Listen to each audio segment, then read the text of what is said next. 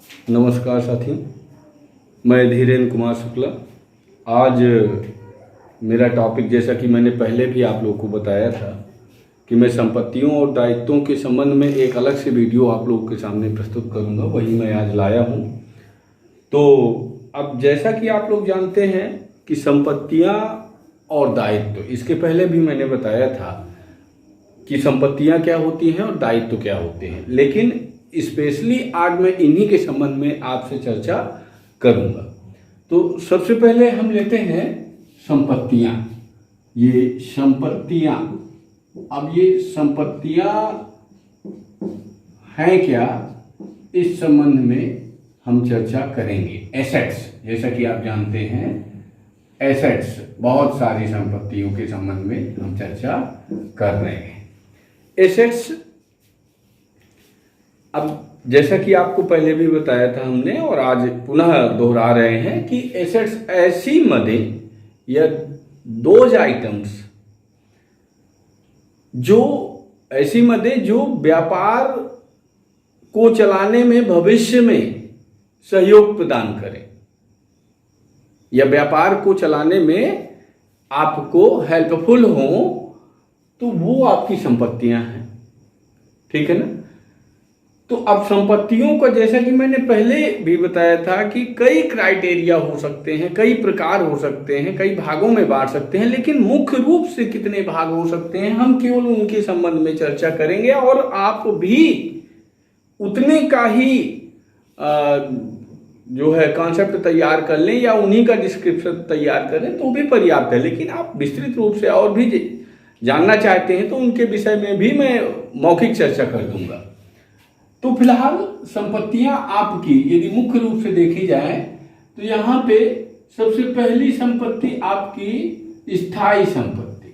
सबसे पहली संपत्ति कौन सी? स्थायी संपत्ति। स्थायी संपत्तियां, इन्हें हम कहते हैं फिक्स्ड एसेट्स। फिक्स्ड एसेट्स, अब स्थायी संपत्तियां हो गया। नंबर दूसरा आपका चल संपत्तियां। चल संपत्तियां,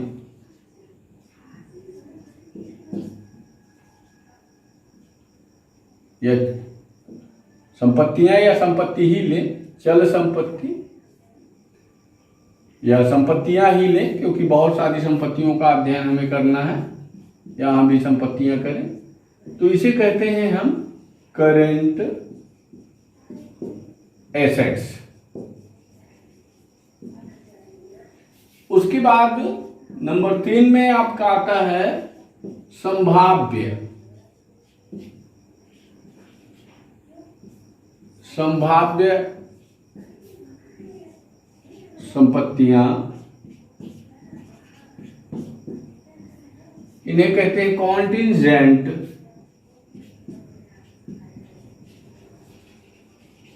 एसेट्स। उसके बाद नंबर 4 में आपकी काल्पनिक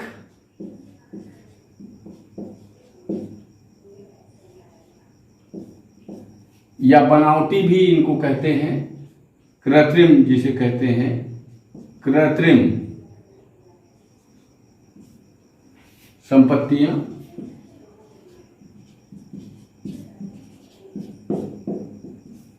इन्हें हम कहते हैं फिक्टिशियस एसेट्स।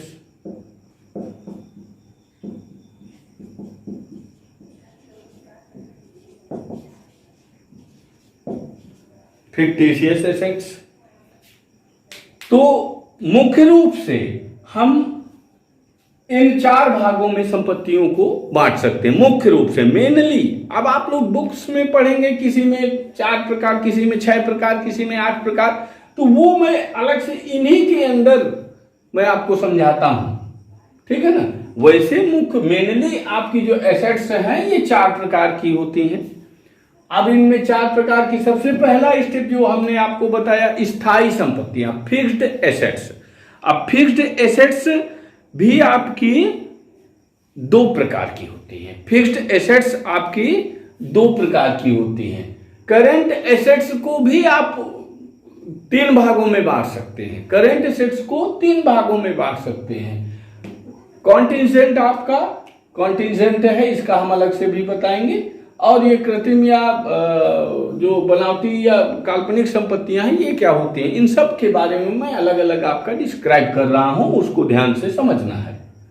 तो सबसे पहला स्टेप हम लेते हैं स्थायी संपत्तियां। अब स्थायी संपत्तियां कौन सी संपत्तियां हैं? सबसे पहले तो इसका कॉन्सेप्ट हमें क्लियर करना है। तो जैसा कि नाम है स्थायी, अर्थात स्थायी रूप से। अब स्थायी का मतलब होता है जो कई वर्षों तक चले, वो फिक्स्ड है। तो यहां पे स्थायी संपत्तियों की डिफिनीशन भी वही है कि ऐसी संपत्तियां जो व्यापार को ऑपरेट करने में, चलाने में कई वर्षों तक हेल्पफुल हों, सहायक हों, वो स्थायी संपत्तियां हैं। कई वर्षों तक, अब वो कई वर्ष हो सकता है, 2, 4, 6, 10, 20, कोई भी, कितने भी ईयर्स हो सकते हैं। तो ये आपका स्थायी संपत्तियां हैं जो कई वर्षों तक व्यापार को ऑपरेट करने में, बिजनेस को ऑपरेट करने में हेल्पफुल हो, सहायक हो, वो आपकी स्थायी संपत्तियां हैं। अब स्थायी संपत्तियां जैसा कि मैंने बताया कि दो प्रकार की होती हैं। तो फर्स्ट स्टेप है आपका टेंजिबल।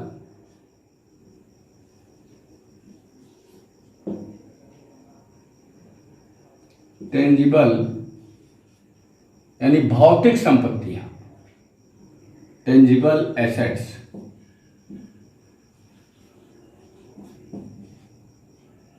यानी इन्हें हम भौतिक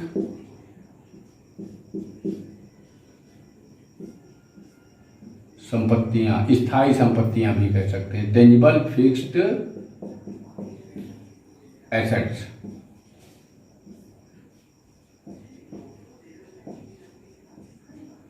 संपत्तियां। और दूसरा है इंटेंजिबल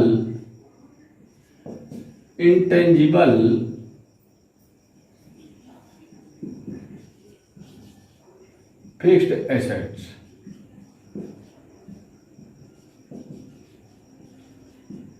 ये आपकी अदृश्य स्थायी संपत्तियां।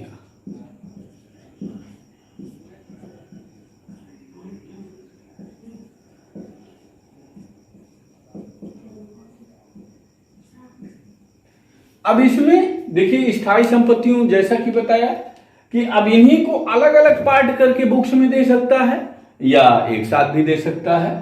तो हमने स्थायी संपत्तियों के अंदर ही इसको ले लिया। अब भौतिक स्थायी संपत्तियां, टेंजिबल, अर्थात ऐसी स्थायी संपत्तियां जिन्हें हम छू सकें, देख सकें और जिनमें कुछ वजन है, वो सभी आपकी भौतिक स्थायी संपत्तियां हैं। जैसे यहां पे आपका भूमि, भवन, मशीन, फर्नीचर आदि।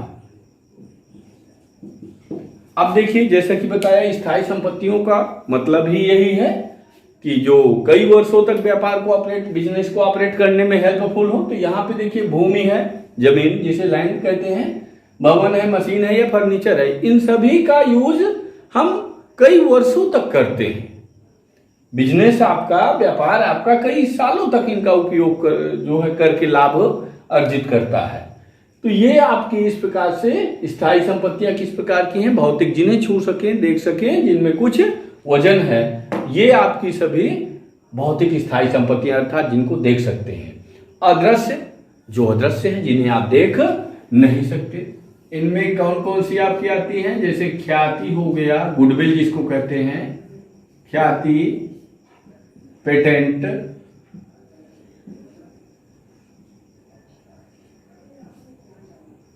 कॉपीराइट,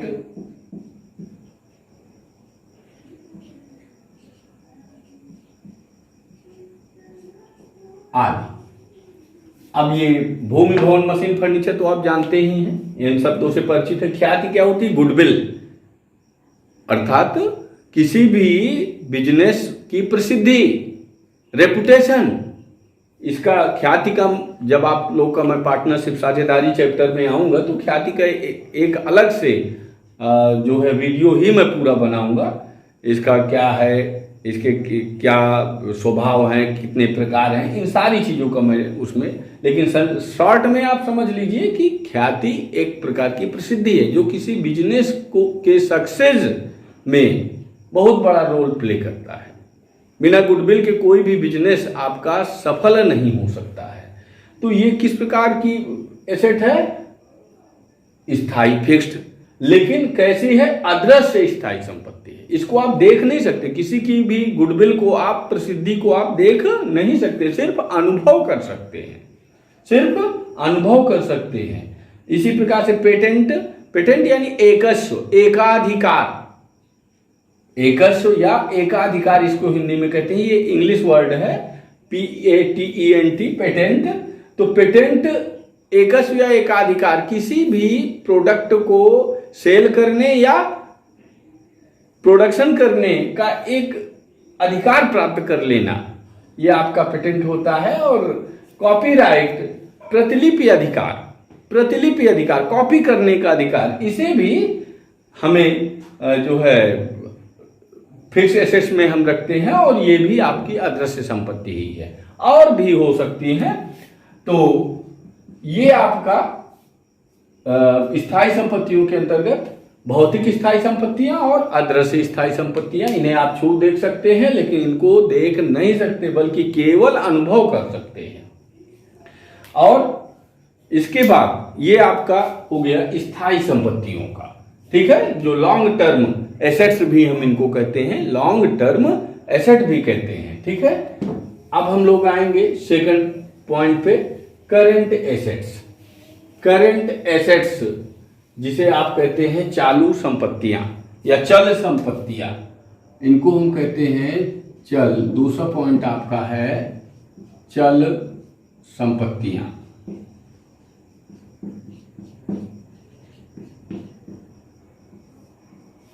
इनको इंग्लिश में कहते हैं करेंट एसेट्स। अब इनको भी जैसा कि बताया कि कैटेगरी के अंदर कैटेगरी डिवाइड की जा सकती है, लेकिन हम यहां पे सिर्फ करेंट एसेट्स को ही लेंगे, अभी कोई कैटेगरी आपकी डिवाइड नहीं करेंगे। अब चल संपत्तियां आपकी ऐसी संपत्तियां जो कि अल्पकाल की अवधि के लिए होती है, अल्पकाल की अवधि में ही जिनका उपयोग किया जाता है, और 1 वर्ष के भीतर जिन्हें कैश में परिवर्तित किया जा सकता है। 1 वर्ष के भीतर जिनको रोकड़ में, कैश में बदला जा सकता है, वे आपकी चल संपत्तियां हैं। अब ये चल संपत्तियां कौन सी हैं? तो इसमें जैसे आपका रोकड़ हाथ में यानी cash in hand, cash at bank, इसके अलावा बिल्स रिसीवेबल, बिल्स रिसीवेबल, इसके अलावा डेप्टर्स, डेप्टर्स, इसके अलावा आपका prepaid expenses, prepaid expenses, closing stock, closing stock and accrued, accrued income, incomes आदि, या और भी ले सकते हैं short term investment, short term, ये इसको यहां पे ले लेते हैं शॉर्ट टर्म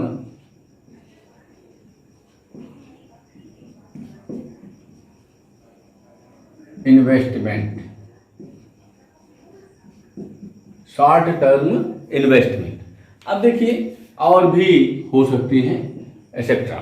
तो अब यहाँ पे चल संपत्ति जैसे कि बताया कि इन्हें हम अल्पकाल अवधि में इनका उपयोग हम करते हैं और 1 वर्ष के भीतर जिन संपत्तियों को कैश में कन्वर्ट किया जा सके वे आपकी चल संपत्तियां हैं। अब इनमें कैश इन हैंड यानी आपके हाथ में जो पैसा है हमारे बिजनेस के अंदर बिजनेस में अवेलेबल जो है, कैश एट बैंक जो बैंक में जमा हुआ है, और बिल्स रिसीवेबल क्या होते हैं?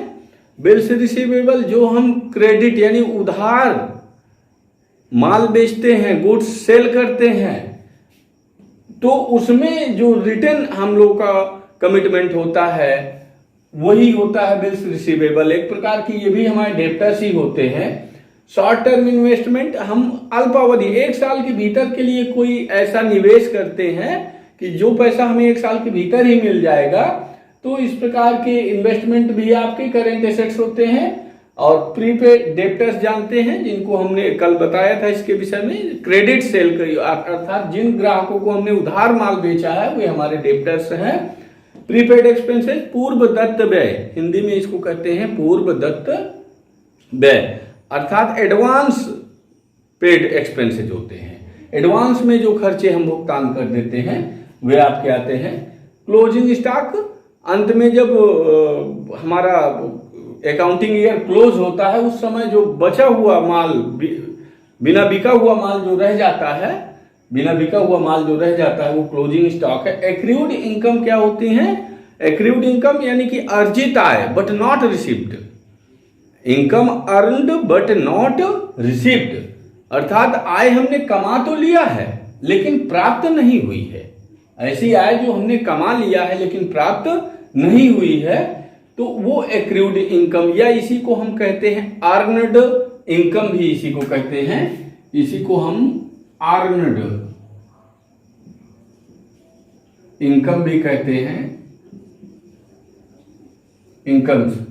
तो ये आपकी सभी की सभी क्या है? चालू संपत्तियां हैं। अब इनको या चल संपत्तियां या चालू संपत्तियां एक ही है। अब इनको आप 2 कैटेगरी में चाहे तो बांट भी सकते हैं। ये चीजें अलग से जब रेशियो एनालिसिस वगैरह या अन्य चैप्टर्स में इनको डिवाइड करना पड़ता है हमें, जब कैपिटल एम्प्लॉयड या अन्य चीजों का कैलकुलेशन करना पड़ता है, लेकिन फिलहाल आप इसे सामूहिक रूप में ही अभी समझें। ठीक है। अब थर्ड पॉइंट हमने लिया संभाव्य संपत्तियां। थर्ड पॉइंट हमने लिया संभाव्य संपत्तियां। थर्ड पॉइंट है संभाव्य संपत्तियां।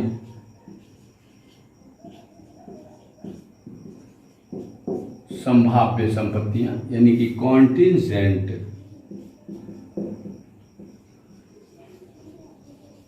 कॉन्टिजेंट एसेट्स,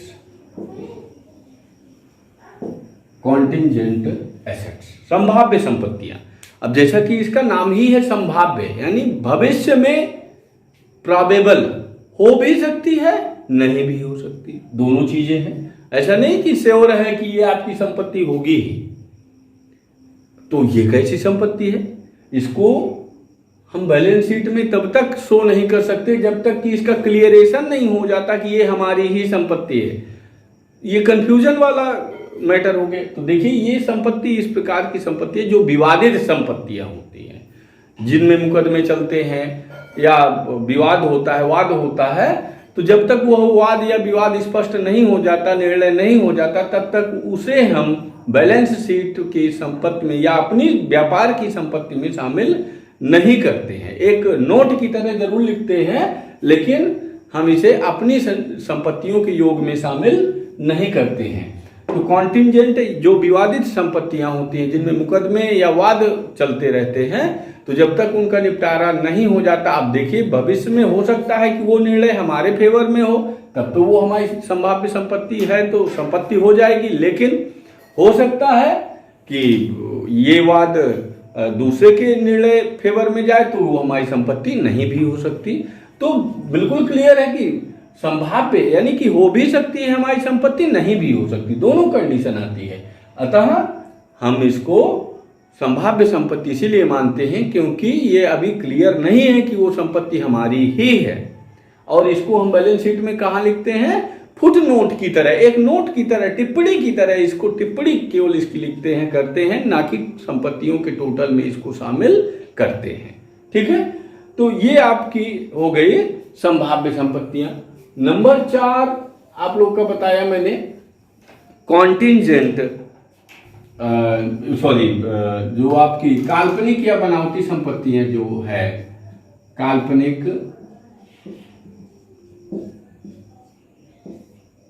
या बनावटी या कृत्रिम जो लिखा है हमने, बनावटी संपत्तियां,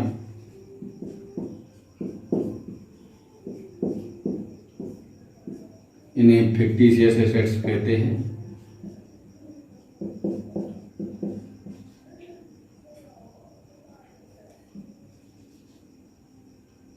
फिक्टिशियस एसेट्स, अब ये क्या होती है भैया, काल्पनिक।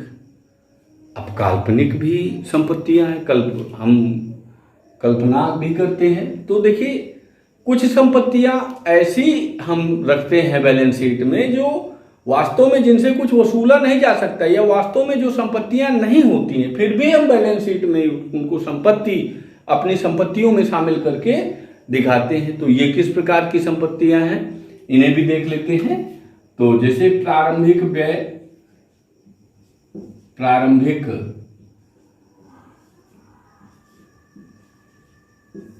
व्यय, इसके अलावा प्रतिभूति निर्गमन व्यय,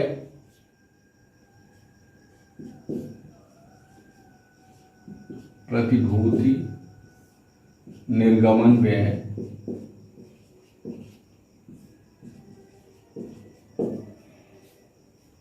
या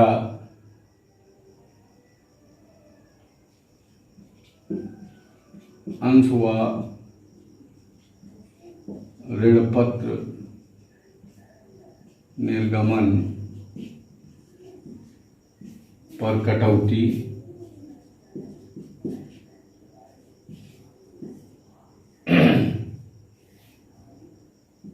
या दीर्घकालीन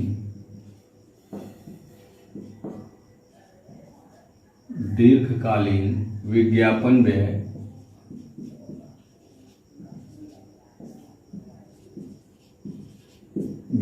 आदि।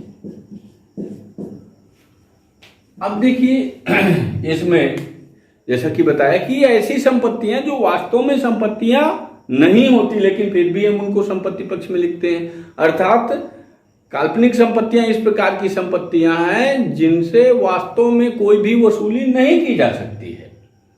अब आप प्रारंभिक व्यय, अब प्रारंभिक व्यय क्या होते हैं भाई, जब बिजनेस स्टार्ट किया जाता है या उसका रजिस्ट्रेशन पंजीयन वगैरह कराया जाता है तो उस समय हमें कुछ लीगल चार्जेस, कानूनी खर्च करने पड़ते हैं, अर्थात बिजनेस को स्टार्ट करने में कुछ ऐसे खर्च करने पड़ते हैं जिनका लाभ बिजनेस कई सालों तक लेता है।